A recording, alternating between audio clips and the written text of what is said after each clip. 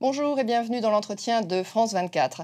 Le président égyptien Mohamed Morsi surprend ces derniers jours. Dimanche, il a limogé son ministre de la Défense, le maréchal Tantawi, au motif qu'il avait atteint l'âge de la retraite, 76 ans. Mais cette décision n'est pas la seule. Il a aussi annulé un décret constitutionnel qui remettait le pouvoir législatif aux militaires. Un coup de force. En tout cas, cette décision a surpris la communauté internationale. Pour en discuter avec nous, Ebrard Kinley, bonjour. Vous êtes directeur de recherche au CNRS et vous êtes spécialiste du Moyen-Orient. Ce coup de force, comment est-ce que vous le voyez ? Je pense que le président Morsi a pris avantage d'une attaque armée contre un poste de frontière dans le Sinaï, à la frontière avec Gaza, pour nommer à la tête de l'armée des personnes sur qui il pense pouvoir compter. Évidemment, tout cela s'inscrit dans le débat depuis le départ de Moubarak, du président Moubarak, il y a plus de 18 mois, à peu près 18 mois, et les conflits presque perpétuels entre militaires et les autres acteurs politiques, récemment de plus en plus les frères musulmans. Voilà, donc il voulait certainement assurer son pouvoir contre les militaires. Derrière cette décision, quand même, est-ce qu'il y a là une décision d'un homme qui est issu des frères musulmans, donc à un moment donné, de prendre la main sur le pouvoir militaire et quelque part de les exclure ? Donc on peut se poser cette question quand on voit le limogeage du maréchal Tantawi, mais on peut surtout se poser la question quand on voit que le pouvoir législatif, maintenant, est enlevé aux militaires. Ou alors est-ce qu'il y a la volonté de changer la génération des militaires avec lesquels on travaille et de mettre d'autres têtes ? Il y a certainement un peu de tout cela, mais je pense que ce qui compte pour Morsi actuellement, ce sont deux choses.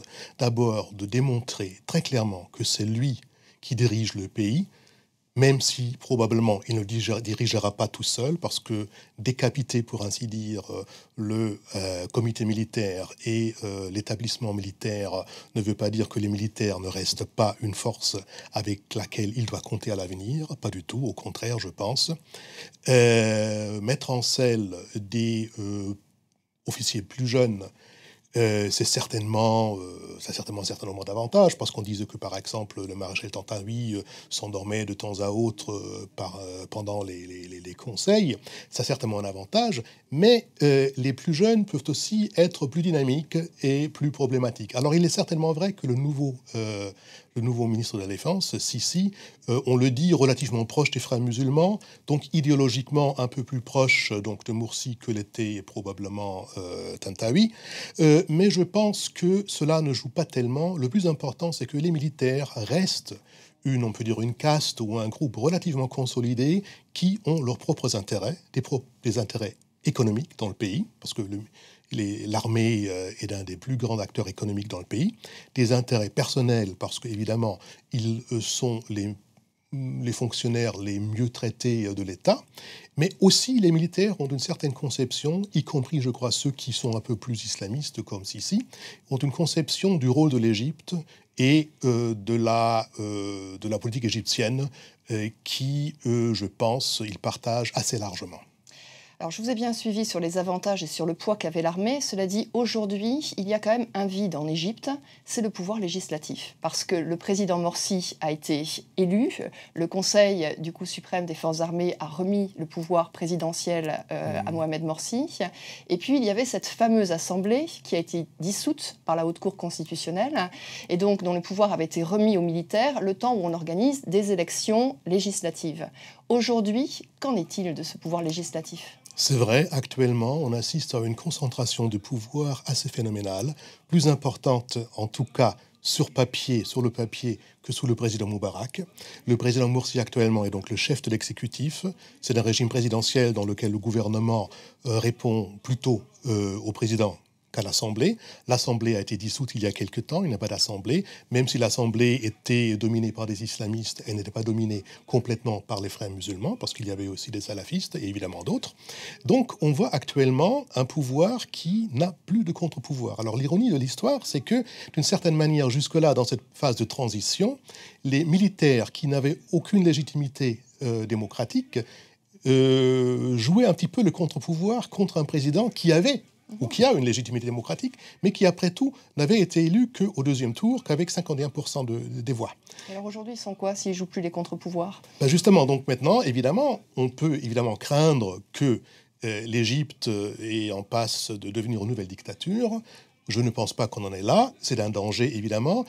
On peut aussi espérer que ce n'est qu'une phase de transition et que les autres contre-pouvoirs, il reste encore la Cour suprême, il reste encore une société civile relativement mobilisée mais quand même faible, il reste toujours aussi un petit peu les militaires, que tout cela s'ajoute pour constituer des contre-pouvoirs contre le président Morsi. Une question, parce que les militaires, ils avaient une aide qui est considérable quand même dans l'Égypte, c'est évidemment l'entente entre l'Égypte et les Américains. C'est-à-dire on sait que les Américains ont aidé financièrement l'Égypte après qu'elle ait reconnu la reconnaissance de l'État d'Israël. L'aide américaine aujourd'hui, c'est presque 2 milliards de dollars, dont 1,3 milliard de dollars pour les militaires. Alors est-ce qu'on peut prendre ces décisions quand on s'appelle le président Morsi sans craindre la réaction des États-Unis, sans prévenir les États-Unis? Comment ça se passe? On ne le sait pas, mais il y avait évidemment des rumeurs que les États-Unis étaient au courant plus ou moins de cette décision. Et je pense que le secrétaire d'État à la Défense disait récemment, hier ou avant-hier, qu'on s'attendait le temps venu à un revirement ou à une recomposition des instances supérieures des militaires.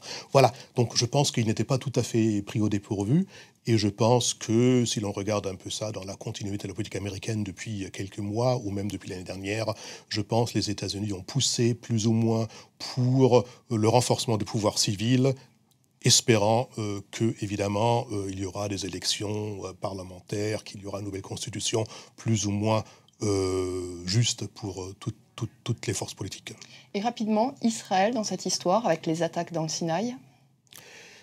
Je pense que les Israéliens ont compris que les frères musulmans égyptiens ne cherchent pas à mettre fin au traité de paix, ils cherchent peut-être à le renégocier.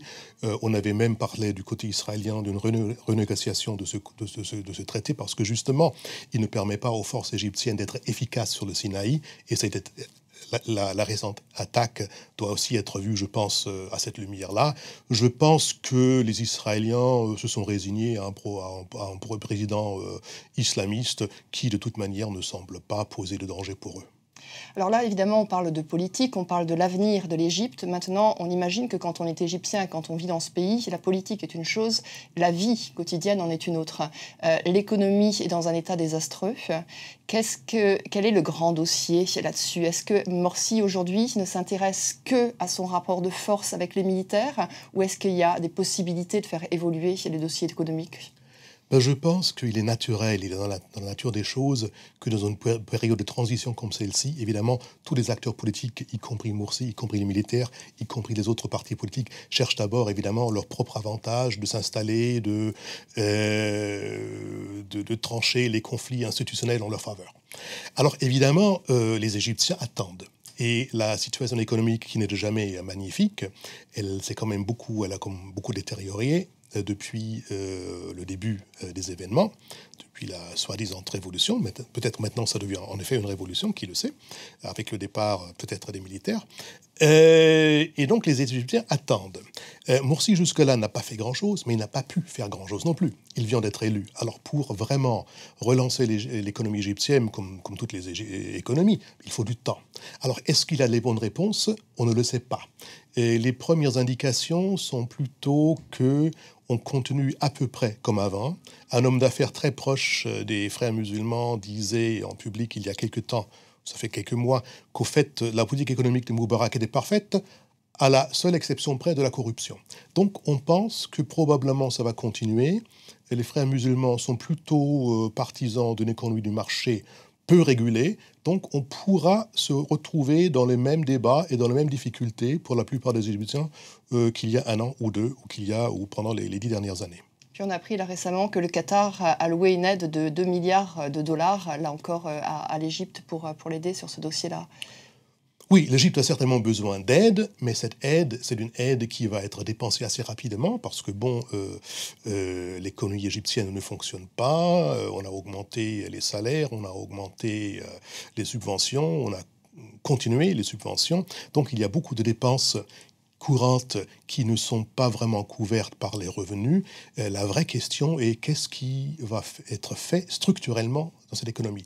Est-ce qu'on va vraiment essayer de monter sur l'échelle des plus-values? Est-ce qu'on va avoir une stratégie cohérente pour passer d'une économie de services de bas gamme et d'une production manufacturière de bas gamme et évidemment les exportations d'hydrocarbures? Est-ce qu'on va passer à autre chose?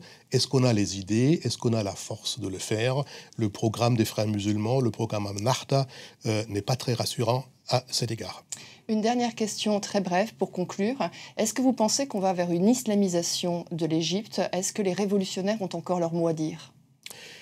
Je pense que l'Égypte a été islamisée déjà sous Moubarak. Le grand malentendu, c'est que maintenant les islamistes islamiseraient l'Égypte. Je pense qu'elle a été islamisée déjà avant. Ça continue certainement, mais je ne pense pas que ça va changer l'Égypte profondément.